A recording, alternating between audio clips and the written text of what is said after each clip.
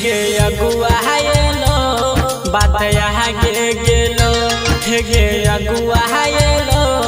बात यहाँ गे गेलो तू तो सजबी बियाहुदी ड्रेस में जान कहने छियो हम पर देश में जान कहने छियो हम पर देश में गे अगुआ hello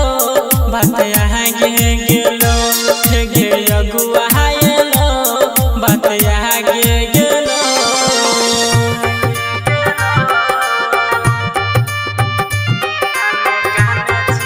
Radhika recording studio Saharsa.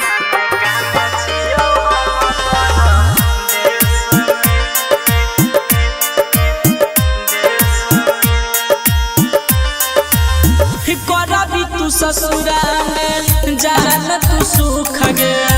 भई गेल जिंदगी में हमारा अब दुख गे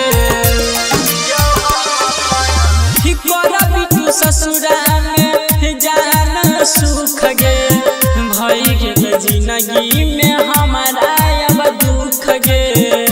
हे गे सुन गे जान बनाही देलयान हे गे सुन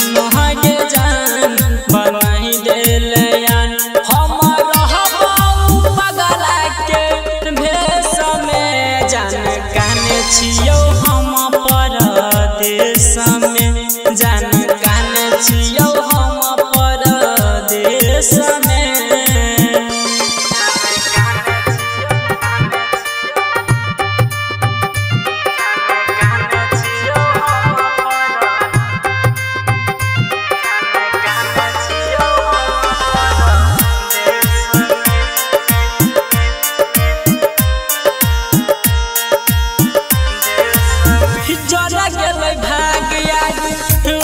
किस्मत में सहज के तो जान दुल्हा तोहरा रथ में जरा गेलै भाग्या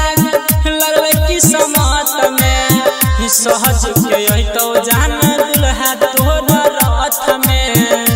हे गे कहु रमन जी दीपक दिन कर हे गे कहु रमन जी दीपक दिन कर